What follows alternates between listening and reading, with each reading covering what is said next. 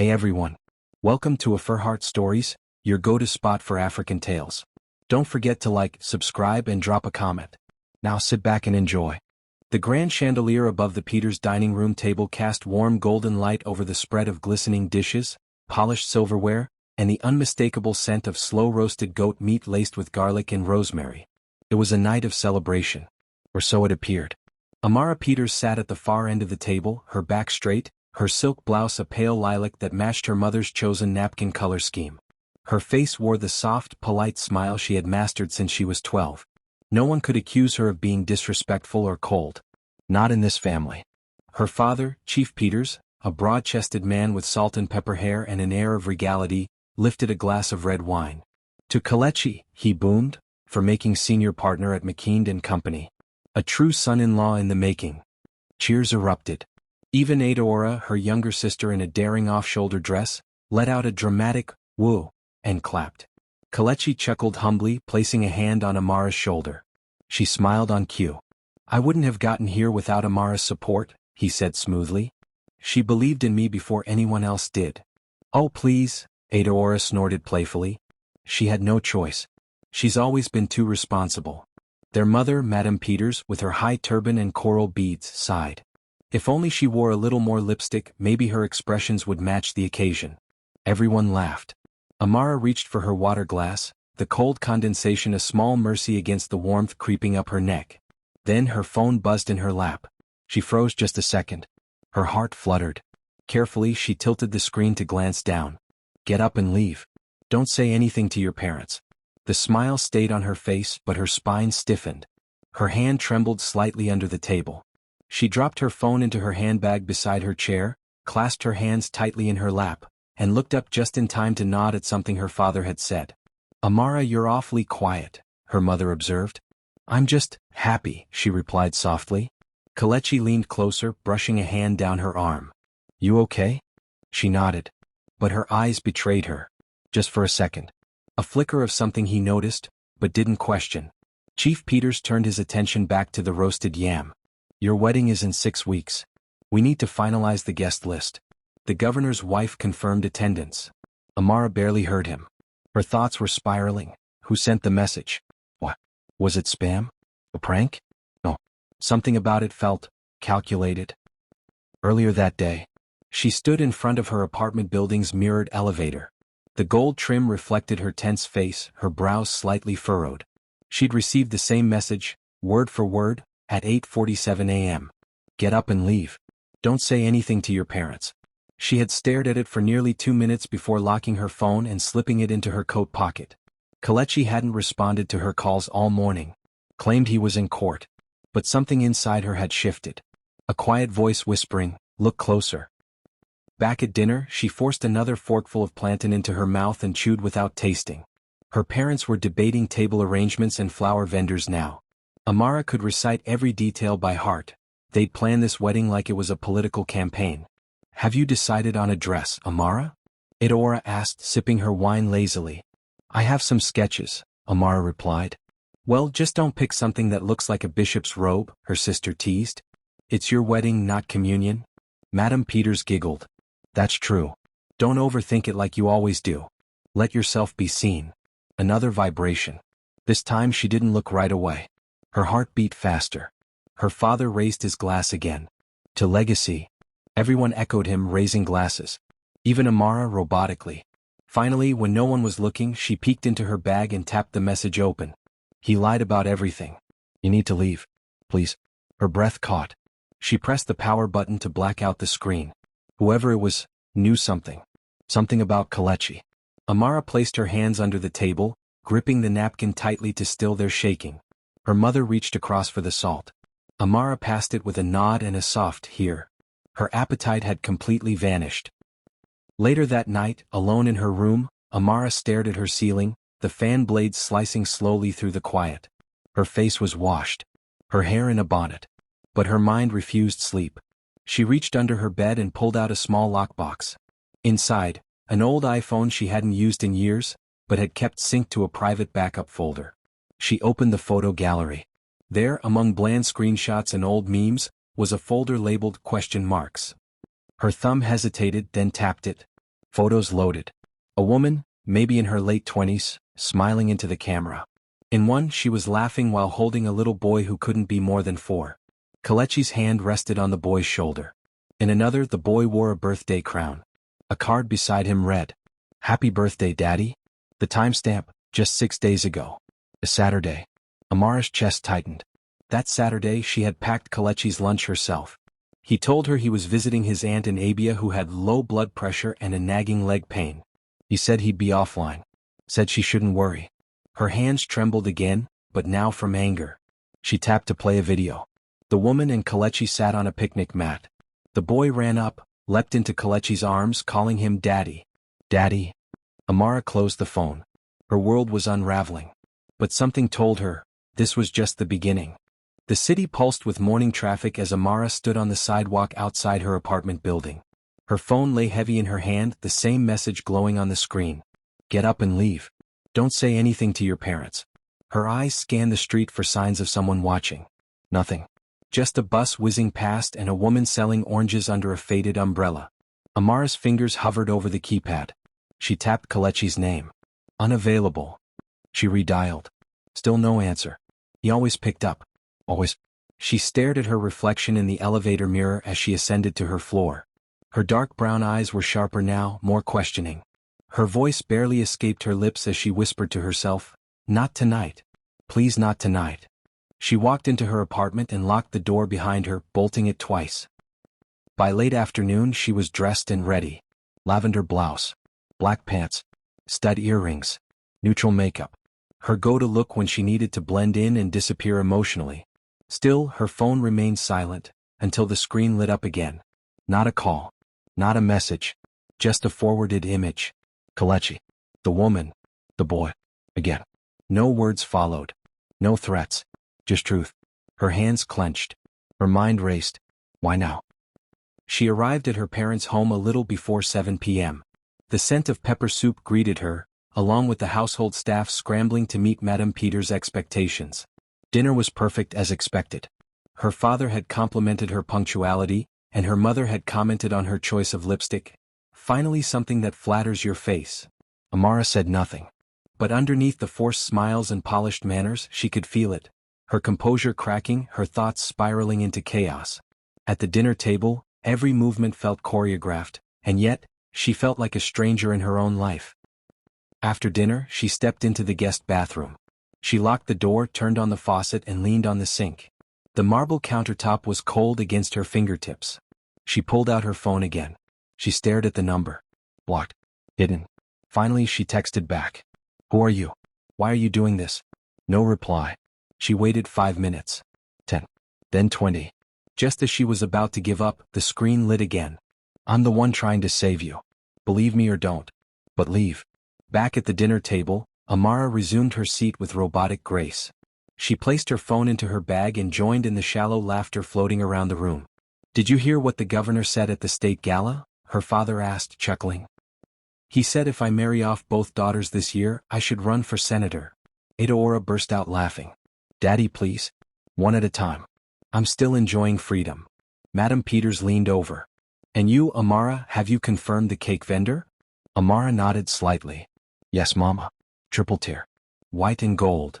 Gold? Adaora wrinkled her nose. That's so old school. It's classic, Amara said calmly. Well, Madame Peters added, I just hope you don't walk down the aisle like you're attending a board meeting. Weddings should have joy. Color. She's always so calculated, Adaora teased. No offense. Amara's lips curved into a polite smile. None taken. But under the table, her fingers clenched into fists. They never saw her. Not really. Anyway, her father said, raising his glass again, Kelechi is the real prize. He's focused. Disciplined. A man of integrity. Good catch, Amara. The words cut deeper than he realized. Amara blinked. Her throat tightened. She said nothing. Later that evening, she sat alone in the veranda swing. The moonlight streamed through the garden vines. She closed her eyes and listened to the night. A voice broke the silence. Do you even want this wedding? Amara turned. It was Adaora sipping from a glass of Zobo. Her sister looked effortlessly beautiful. Flawless makeup, bold lashes, confidence in every move. Of course, Amara said. Adora chuckled. No. I mean, really want it. What are you implying? Adora shrugged. You just seem so stiff lately. Like you're forcing a smile. I know you, Amara. Amara looked away. Then you know I don't chase fairy tales. Adora narrowed her eyes. Just be careful. People aren't always what they seem. Amara stared at her. Including you? Their gazes locked for a brief second before Adora walked away. As the laughter around the dining table grew louder, Amara's chest tightened with each second. Her father was retelling a story from Kelechi's firm. Her mother chimed in about her friend's daughter getting engaged in London. Amara's phone buzzed again. This time she didn't wait. Under the tablecloth she tilted the screen. He lied about everything. You need to leave. Please. That same gut-stirring fear swept over her. Her stomach twisted. Her throat dried up. Her mother asked, Amara, pass the salt. She looked up quickly and handed it over. Her hands trembled slightly. You all right? Her father asked Michu. I'm fine, she managed. Kelechi placed a hand on her knee under the table. You're cold? He whispered. She forced a nod. Tired? He smiled warmly. We'll head out soon. The hypocrisy of it made her want to scream. When the plates were cleared and dessert was served, Amara excused herself early and retreated to the balcony. The night air was cooler now. The city buzzed in the distance, far removed from her reality. She opened her bag and retrieved the phone again. Who are you? No response. Why should I believe you? Still nothing. Then a file came in. A zip folder. Her thumb hovered. Her breath quickened. She opened it. Inside were scanned documents, hotel receipts, photos of Kelechi with different women, different dates, cities. One photo stabbed her through the heart. Kelechi. Half naked. On a hotel bed. A woman curled beside him. Date 3 days ago. Location, Eco Suites. She nearly dropped the phone. Her eyes blurred with tears. She bit down hard on her lip until the taste of blood grounded her. Back home, Amara curled on her living room couch, clutching a warm throw blanket like armor. Her apartment was dim, just the glow of the hallway bulb slipping in through the glass door. She unlocked her phone again and opened the folder. This time she zoomed in on the woman in the photo. Slim build. Caramel-toned skin. Familiar cheekbones. And the child, the boy in the birthday pictures. She replayed the video. Say hi to Daddy. Hi Daddy, the child squealed. The way Kelechi picked him up, the joy in his face, it wasn't awkward or forced. Was love. She opened her notes app. Began typing timelines. Kelechi's trip to Abuja claimed work conference, equals same-day photo was taken in Eco Suites. His aunt's illness equals weekend of birthday picnic. His last trip to Enugu equals day before a hotel bill receipt. All lies. All connected. Her hand trembled as she scrolled through their own engagement photos. Kelechi looked perfect in every frame. Her friends had envied her. Her parents adored him. Even strangers complimented their chemistry. But behind it all, a man was building a double life. Her entire relationship was a story scripted on convenience, deception, and charm. And now, a stranger was trying to save her from it. Her screen buzzed. Still think I'm lying? She responded. Why are you helping me? Were you really? Someone who's been watching him longer than you have. But time is running out. Meet me tomorrow. Alone. Unity Park. 5 p.m. She stared at the message. Every instinct told her it was a trap. But her heart, already shattered, was ready for the truth. Whatever it was. The next morning, Amara sat on the edge of her bed with her laptop open, dozens of screenshots spread out like a crime board across her screen. She had spent most of the night in a digital rabbit hole, comparing timestamps, receipts, and travel records. Her accountant's mind began mapping a pattern. 3 different women. 1 child. Multiple locations. She opened an old spreadsheet she'd once used to budget their wedding. But instead of guest lists and caterers, she input travel dates, fake excuses, hotel charges. Slowly a pattern emerged. Kelechi had been juggling multiple lives for nearly 3 years, during their relationship. Her hands hovered over the keyboard, numb. There was no sick aunt. No conference. He had planned it all meticulously. Down to how he staggered gifts. How he always turned off his phone to rest. She remembered the weekend she had food poisoning and couldn't reach him. He said he had fallen asleep during a massage at the spa.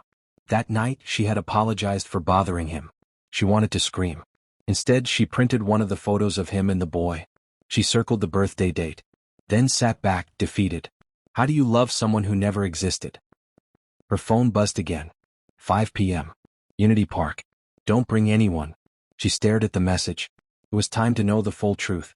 The cafe was neutral ground. Public. Quiet. No threats, no screaming. Amara chose the table by the window, where the afternoon light cast soft shadows across the marble. Kelechi arrived 5 minutes late, dressed sharply in a navy blazer and gray slacks. He smiled like nothing had happened. Hey babe. Sorry I missed your calls yesterday. The meeting. Amara raised her hand. Sit. He blinked, taken aback, but obeyed. She placed her phone face up on the table, her voice steady. I know. Know what? He chuckled, eyes darting. She pulled out a printed photo, the one of him and the woman holding the child. Kelechi's smile faded instantly. You were in Abuja, remember? She said. Only this photo says otherwise. He stared at the picture. Swallowed. Amara, that's not what it looks like. Oh? Then explain why this boy, she slid another photo across, calls you daddy? He looked at her, eyes wide, throat dry. I didn't know about him. She never told me. We dated years ago. She vanished. Then, bam, kid. Amara leaned in. She vanished or you walked away? Kelechi ran a hand through his hair. Look, she's unstable. She's always wanted to ruin my life. But you're the real deal. You're who I love. Her voice cracked. You don't love me. You love control. He reached across the table, but she jerked her hand back. You lied to me, to my parents. And to that child. His mask began to crumble. You're overreacting. No, she said, standing up. I'm finally seeing clearly. She walked out, leaving the printed photos behind like ash from a fire. She didn't sleep that night. Instead, she rewatched every video. Every photo. Every lie in motion. Kelechi's smile began to feel grotesque, rehearsed. She remembered the first time they met, at a tech fundraiser. He'd offered to drive her home because it was unsafe for a lady like her to take a taxi. He'd known her father's name before she ever mentioned it. The signs had always been there. She just hadn't looked close enough. The next day she got another message. He's not just cheating. He's dangerous. Amara replied. Who are you? How do you know all this? Because he's done it before. And worse. Unity Park. 5 p.m. At Unity Park, she waited by the fountain in a long coat and sunglasses, nerves crackling like live wires. Then he appeared. Mid-40s. Clean-shaven. Confident. Amara Peters? He asked. She nodded.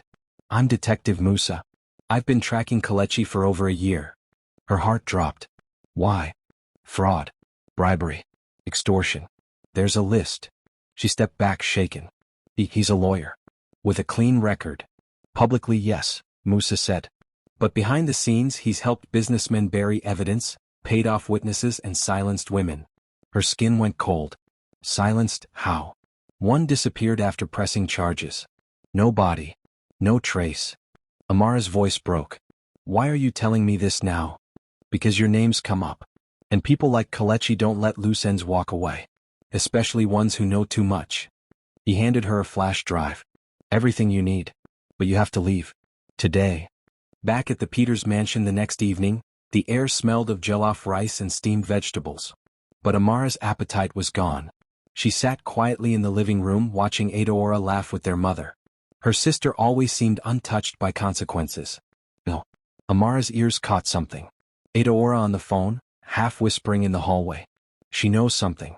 But she won't hear it from me. Boss. She's already suspicious. You better fix it. Amara's heart froze. She waited until Adaora ended the call and confronted her by the garden. Who were you talking to? Adaora jumped, startled. What? No one important. Kelechi? Silence. Amara stepped closer. You've been meeting him behind my back. Adaora scoffed. Amara, don't be dramatic. How long, Adaora? How long were you two sleeping together before our engagement? The color drained from her sister's face. It was before you two got serious. Then Daddy decided he liked you better for him. Amara's voice cracked. So he chose me like I was a dress, and Kelechi agreed because it came with status. Adaora's voice softened. You were the respectable one. The serious one. I was just fun. You were my sister. And he was never yours. Amara turned away, eyes burning. Everything in her life had been a lie, fabricated for image, prestige, and convenience. The next morning, Amara woke up with a pounding heart and a plan forming in her head. She no longer trusted her family, her fiancé, even her sister. She stared into her mirror and whispered, "This ends now." She walked into her parents' sitting room after breakfast and dropped the flash drive on the center table. Chief Peters looked up from his newspaper. "What's this?" "Proof," Amara said. "Of Kelechi. Of your dirty dealings. Of everything." Her father's eyes darkened. "You don't know what you're saying." "I know exactly what I'm saying." He rose slowly. "Amara, you don't understand how this world works. These alliances, these marriages, they're built on more than love. They're built on survival." "Whose survival?" "Yours. Your future. Our name. Our family." "No," she said. "You sold me for status. You sold me to a fraud. A criminal." Madame Peters entered, hearing the raised voices. "What's going on?" "She found out," Chief muttered. Madame's face went pale. "You told her about the deal?" Amara stepped back. "So you both knew? About Kelechi's role?" Madame Peters' lips trembled. "He's cleaned up things for your father. But you're engaged now. That chapter can close." "No," Amara whispered. "It's just beginning." She grabbed her bag. "Where are you going?" Chief called. "To burn the whole lie down." Amara sat in her car, parked under the shade of a neem tree. Her hands gripped the steering wheel tightly, but she wasn't driving. She was remembering. It had started like a storybook romance, only now the pages felt scripted, rehearsed. She closed her eyes. The tech fundraiser. That night, Kelechi had said all the right things, how rare it was to meet someone elegant and intelligent. How he never usually attended these events, but something had told him to come. She had blushed, feeling seen. But now she saw it differently. He had known who she was before he approached. Her name. Her father's company. Her LinkedIn profile had once listed the firm's sponsorship of that fundraiser. It hadn't been a coincidence, it was a calculated hunt. She opened an old voice note on her phone. Kelechi softly humming in the background as he prepared noodles for her one lazy Sunday. "You're the calm in my chaos," he'd whispered. Her own voice replied in the clip, laughing, "Then don't ever lie to me." His voice, "I swear on my life." She deleted the recording with shaking fingers. Back home, Amara opened a locked drawer beneath her bookshelf. Inside, printed copies of every file Musa had given her. Bribe logs. Disappearances. Even email exchanges involving her father's company. She read one chain over and over. From Kelechi.okafor@mckindalegal.com. To c.peters@petersglobal.ng. Funds wired. Witness gone. The issue is buried. But she's asking questions again. The timestamp matched the week she'd first met Kelechi. He wasn't just a liar. He was a sign. It was drizzling when Amara returned to Unity Park. Detective Musa stood under a canopy of trees, arms folded. "You came," he said. "I read everything," she replied. "But I need to hear it from you." "Why me? Why now?" Musa gestured for her to sit on a nearby bench. "I've worked 3 cases where Kelechi's name kept popping up," he began. In each one the trail went cold. Witnesses vanished. Women disappeared. Files erased. "And my family?" "Your father is no saint, Amara. But Kelechi, he's something else. He does the dirty work. Cleans up messes. Makes things disappear. Why not arrest him? Because people protect him. Politicians. CEOs. He has layers of protection. But you're the crack." She looked away. "I don't want to be a crack. I just wanted to get married." Musa's voice softened. "I know. But you're the only one close enough to blow it open." She hesitated. "What happens if I do?" He reached into his coat, pulling out a small brown envelope. "Then you better run faster than he can find you." Inside was a flash drive, and a photograph. A woman. Bruised. Eyes swollen. "Who is she?" Amara asked. Musa's tone turned grim. "She was the last one who tried to expose him." Amara stared at the picture, then closed the envelope. "This time," she said, "he won't win." That night, Amara locked every window and door. The flash drive lay on her dining table, daring her. She inserted it into her laptop. A single folder, Phoenix. Inside, dozens of videos and PDFs. She clicked on one labeled client_settlements. A screen recording played, Kelechi on a Zoom call, calm as ever. "She's asking for too much. I'll call her bluff. Threaten to leak her past. If that doesn't work, we'll go to Plan C." Next file, Surveillance footage, July 15th. Kelechi shoving a woman against a wall, then handing cash to a security guard. Her stomach turned. She opened the last file, Peter's letterhead.pdf. It was an invoice. Payment to Kelechi's account, 4.7 million Nigerian nairas. Memo, clean up Eastern contract leaks. Signed, Chief Peters. Her breath caught. It wasn't just her fiancé. Her family was knee-deep in it. She scrolled down the list of recipients, emails that had been CC'd in a chain. One name stood out. info@najanizno.com. Someone had tried to leak this. But the story never ran. Amara copied the files to a new drive, renamed it Truth. Then she packed a small bag, tossed in her passport and her laptop. She knew she couldn't stay. Amara arrived at her parents' house the next morning, unannounced. The security guards let her in without question, still seeing her as the obedient daughter. Her father sat in his study, sipping tea and reading the papers. He looked up. Amara, you've been quiet. I need answers. He raised a brow. About? She tossed the flash drive onto the table. That. He glanced at it, then leaned back slowly. So, you used me. You sold me. Chief Peters sighed like he'd rehearsed the moment. We protected you. The world isn't soft, Amara. You were always the reserved one. The reliable one. Kelechi matched you. No. You matched him to me. I gave you a future. Prestige. Safety. She scoffed. From a man who launders crime and disappears women? He folded his hands. You're being emotional. And you're being a coward. He stood up then. If you leak this, it won't just ruin Kelechi. It will bury this family. Then let it. A long silence. You won't get support from me, he said finally. She turned to leave. I never needed it, she replied. Amara sat on the balcony of her apartment as the sun dipped behind the city skyline. She had made her choice. She opened her laptop and logged into a secure portal provided by Musa. A pop-up blinked. Upload evidence? She hovered her mouse over the button, then paused. There was one more thing to do. That night, she returned to her parents' house for dinner. Just like before. Her mother welcomed her with a kiss on the cheek. My dear, we've missed you. Same here, she replied, smiling, too sweetly. Everyone was present. Even Adaora. Kelechi was already at the table, acting like nothing had changed. Glad to see you, babe, he said, touching her hand. She didn't flinch. Instead, she pulled out her phone and discreetly tapped voice recorder. Then she leaned in with a soft laugh. I've missed all of you. Tell me again, Daddy, how you and Kelechi first met. Chief Peters chuckled. Oh, it was at the Business Council Summit years ago? She nodded. That was the same year the Enugu deal collapsed, wasn't it? A beat. Kelechi stiffened slightly. Yes, her father replied slowly. And didn't you mention how lucky it was that the contractor disappeared before the press got wind? Adaora gave her a sharp look. Kelechi cleared his throat. What's this about, Amara? She smiled wider. Just reliving old memories. She lifted her wine glass and sipped. Every word was being recorded. Tomorrow the world would hear everything. The next morning, the air in the Peters mansion was filled with a strange stillness, almost as if the walls themselves could sense what was coming.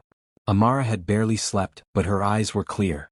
Her phone, now her most dangerous weapon, held the recording from the night before. She copied it into a folder labeled Confession Night. She wasn't done yet. Later that day, Amara visited a close friend, Tola, a quiet investigative journalist known for writing pieces that had ruffled politicians and CEOs alike. They met at a rooftop lounge far from the city center. The breeze fluttered Amara's blouse as she handed Tola the flash drive. This is real? Tola asked, shocked at just the first few previews. It's all real, Amara said. But I'm not going public yet. Not until I finish something. Tola leaned in. Then why show me? I need it to exist somewhere safe. If something happens to me. Tola nodded. Say no more. I'll keep it under digital lock. Amara hesitated. Tola, one more thing. I need you to publish it when I say. No matter who tries to stop you. Tola gave a small smile. You have my word. That night, Amara returned to the mansion with another plan in motion. She arrived early for dinner and waited patiently in the living room. Her mother was upstairs, Adaora was in the spa wing, and Chief Peters was still on a conference call. Kelechi walked in, startled to see her. You're here early, he said, loosening his tie. I thought we could talk, she said, smiling sweetly. About the wedding? He asked, sitting beside her. She touched his hand. About everything. He looked into her eyes, uncertain, slightly suspicious. Amara leaned in and whispered, I know more than you think, Kelechi. He blinked, unsure how to respond. But tonight, she continued, I'm just here to say goodbye. He frowned. What do you mean? She stood, brushed invisible dust off her blouse and walked upstairs. Behind her, Kelechi sat frozen, his gut telling him that everything had just changed. Amara spent the next morning writing a series of scheduled emails. The first was addressed to Musa, the second to Tola, the third, to her mother. Each one held something vital: voice notes, transaction records, audio files, copies of the files on multiple encrypted drives. They were time-stamped and set to send automatically in case she disappeared. She stared at the screen, eyes narrowed. Then clicked, schedule send 48 hours. Later that evening, as rain drizzled lightly over the city, Amara slipped into the back seat of a black sedan. Detective Musa was already inside, waiting. You look calm, he said. I'm not, she replied. But I'm ready. He handed her an envelope. Inside are instructions to a safe house. You'll stay there until we publish. Kelechi's phone has been pinging new locations. We think he's in cleanup mode. I can handle it, Amara whispered. No, Musa said firmly. This isn't just love gone wrong anymore. He's dangerous. If he knows you've made a move. I haven't, she said, staring out the window. But I'm about to. Hours later, while sitting in the safe house with her laptop open, Amara uploaded the final trigger file to Tola's secure inbox. Then she crafted one more message, this one for Kelechi. Subject, you shouldn't have lied. Kelechi, by the time you read this, the truth will have outrun you. You played your game and now I'm playing mine. Good luck staying clean. Amara. She didn't hit send right away. Instead, she attached a photo, one from the birthday picnic. The one where the boy smiled up at Kelechi like he was the center of his world. Then she sent it. Thunder rumbled across the Lagos skyline as Amara sat by the safehouse window, her fingers wrapped around a cup of herbal tea she hadn't touched. The storm outside mirrored her soul. She was free technically, but what was freedom if you had to hide to have it? A loud buzz shattered the silence. Her phone. A private number. She answered cautiously. Hello. A deep voice responded. You think you're clever, don't you? Kelechi. Her breath caught. You've always been predictable, Amara, he continued. Too rigid. Too careful. But not anymore. She didn't respond. I know where you are, he said. And you have something that doesn't belong to you. Amara's hands trembled slightly, but her voice stayed calm. I had everything that should have belonged to me stolen years ago. I'm just taking back the truth. A long silence. Then a quiet chuckle. You won't make it to morning. The line went dead. Immediately, Amara grabbed her phone and messaged Musa. He called. He knows. Musa replied, move now. Location 2. Don't wait. Amara snatched the envelope in her laptop, then slipped on her sneakers. Within 5 minutes, she was in the garage, unlocking the second vehicle Musa had arranged for emergencies. As she reversed out, she spotted headlights at the end of the quiet street. Too late. The car barreled toward her, horn blaring. Without thinking, she turned sharply into a side road and accelerated. Her chest pounded. Adrenaline surged. She took the back route Musa had marked on her map. 30 minutes later, she reached the second safe house, a small compound hidden in the outskirts of Ikeja, shielded by banana trees and gated with steel bars. Inside, she bolted the doors, dropped her bag and collapsed onto the sofa. She was safe for now. But the storm was just beginning. At exactly 2:17 a.m., Amara sent her final message, to her mother. By morning you'll see what I've seen. Don't call me. Just watch. She pressed send. Then sat in the dark, listening to the rain fall. By 7:03 a.m. Lagos was wide awake. Honking cars, hawkers shouting hot bread, and morning radio hosts cracking jokes over traffic updates. But none of it mattered once the headlines hit. Amara watched from the safety of her new hideout, curled on a worn-out sofa in an oversized hoodie. A steaming cup of black coffee rested untouched on the table before her. She didn't need a newspaper. Her phone buzzed with link after link, alert after alert. Breaking. Senior legal executive exposed in multi-million naira scandal. CEO involved in bribery ring. Shocking audio leaked. Peter's Global implicated in cover-up scheme, family silent. The video Tola had published first was brutal. A 90-second highlight reel of Kelechi's phone calls, security footage and financial transactions, with his face, voice and signatures all present. Then came the voice note, Kelechi laughing saying, "She'll never know. She's too clean to look beneath the surface." And then another, her father's voice. "Just get it done, Okafor. Make sure there's no trail." The audio was crisp, undeniable. The internet roared like a lion released from its cage. Hashtag Okafor scandal trended on Twitter. The media ran with it, digging deeper by the minute. News vans parked outside Peter's Global by 9 a.m. Reporters crowded the gates of the estate. Anonymous sources leaked years-old complaints that had been dismissed under pressure. Kelechi's firm deleted his profile from their website by 10:15 a.m. The government issued a vague press release. "We are reviewing the allegations and will proceed lawfully." But the public? The public wanted blood. Back in the mansion, Madame Peters sat on the edge of her bed, phone in hand, lips trembling. "What's happening?" she whispered to no one.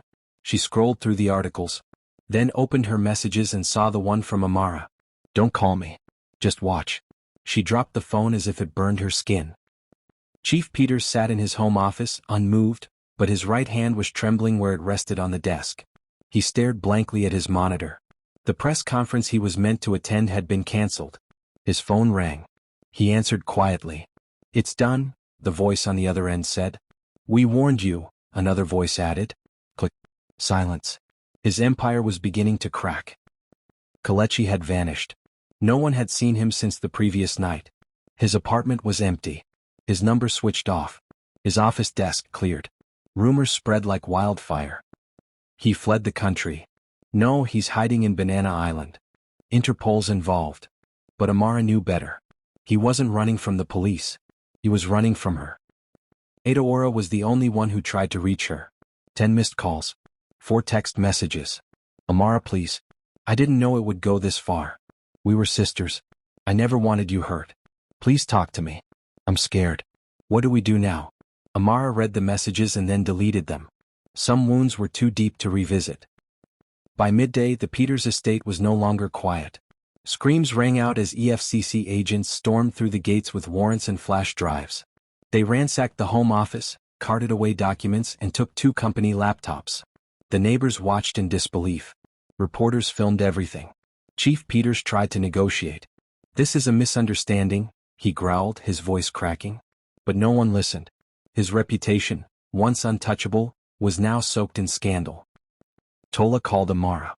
"You okay?" Amara hesitated. "I don't know what okay is anymore." "You did it? You dropped the giant. Then why does it feel like I dropped myself too?" Tola's voice softened. "Because you loved someone who never existed. And now you're mourning both him and yourself." Amara didn't speak. Her eyes welled with tears. She wiped them away silently. "You still have a choice," Tola continued. "You can disappear. Or, you can rise." Amara stared out the window. The storm had passed. But the air was still heavy. Detective Musa texted shortly after. "You did well. The Interpol file is open. We'll find him. He can't stay hidden forever. But you need to lay low for a few more weeks. Then we talk." She typed back. "Thank you for believing me." His reply came instantly. "No. Thank you for being brave enough to believe in yourself." The next news cycle revealed even more damage. 2 politicians distanced themselves from Peters Global. 1 shareholder withdrew funding. Sponsors began pulling out of upcoming projects. A board member resigned. Chief Peters' reputation was now radioactive. And still Amara stayed silent. Not a tweet. Not an interview. Not even a statement. Let them wonder. Let the silence speak louder than screams. That evening she went for a walk around the compound of the safe house. The sun was low. The trees whispered in the breeze. She thought about the girl she had been just weeks ago. Composed. Obedient. Loyal. Always smiling. She thought about how she had smiled through dinner, while her whole world was already on fire. She thought about her mother's silence, her sister's betrayal, her father's cold ambition. And she smiled again. Only this time it wasn't polite. It was powerful. 3 months later. The restaurant was quiet. Nestled in a modest part of Ikoyi, it was the kind of place where conversations were held in murmurs and the sound of clinking cutlery punctuated the silence like a metronome. Amara sat at a corner table facing the window. Her braids were longer now, styled into a soft bun. A silk blouse hugged her shoulders, and a pair of clear lens glasses framed her calm, unreadable eyes. She looked like someone who had rebuilt herself, slowly, quietly, precisely. Detective Musa entered without fanfare. He wore plain clothes, no badge, no weapon visible. Just a man with tired eyes and the walk of someone who'd been carrying the weight of other people's secrets for too long. "Still like mint tea?" he asked as he sat across from her. Amara smiled faintly. "Now I prefer ginger. Bitter but cleansing." Musa chuckled. "Fitting." The waitress brought their drinks. Silence lingered for a while. Then Musa reached into his pocket and placed a folded document on the table. "Interpol tracked him to Ghana. He's using forged IDs. Real snake. But we'll catch him." Amara didn't flinch. "I'm not waiting on justice," she said. "Justice already happened." Musa tilted his head. "How do you mean?" She leaned forward. "My father's company is shattered. He resigned last month. He spends his days avoiding phone calls from men he once controlled. My mother, she goes to church 3 times a week now. I hear she lights candles for her daughters. Adaora disappeared from social media. Word is she's in therapy abroad." Musa nodded slowly. "And Kelechi," she continued. "He's running. From country to country. Watching his back. Hiding from shadows. Even if you never catch him, he'll never live in peace again." Her voice didn't shake. It was steel beneath silk. She sipped her tea. "I've had people ask me if I regret it," she said. "And do you?" "No." Musa smiled. "Good. But sometimes I think," she stared out the window, "that the part of me who loved him, the version of me who trusted without proof, died the day I smiled through dinner." Flashback. That night. The table set with gold-rimmed plates. The smell of jollof rice. Her mother adjusting her earrings. Adaora scrolling through her phone. Kelechi leaning in with fake warmth. And Amara smiling. Smiling with a secret burning in her pocket. Smiling while she recorded everything. Smiling while she remembered a child's photo, a bruised woman's face, a man's whisper threatening her future. She had smiled not because she was happy, but because she was done being silent. That smile had been her rebellion, her warning, her victory. Back in the present, Musa leaned forward. "You never gave a statement to the press." "I didn't need to. They made you a symbol anyway. That article in Daily Truth called you the Silent Storm." Amara smiled. "Not bad. They want interviews, TV deals, book rights. I'm not ready." Musa paused. "Will you ever be?" She looked down at her cup. "Maybe. But not to be a victim. If I ever speak, it'll be for the women who don't get to run. Who can't upload evidence. Who disappear and no one notices." "You'd be good at that," Musa said softly. "You have strength most people never find." She looked up at him. "You think so?" "I know so." He finished his tea, checked his watch. "I have to head to court," he said, standing. "Another tangled story. But fewer brave women." He placed a hand on her shoulder. "If you ever need anything, call me." "I will," she replied. "And thank you. For everything." He gave her a nod and left. Alone again, Amara sat quietly, letting the moment breathe. She opened her notebook and jotted a title at the top. "A smile isn't always a sign of peace." She underlined it. Twice.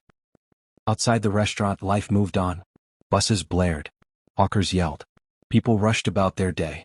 But inside that small corner table, a woman had reclaimed her life. Piece by piece. Smile by smile.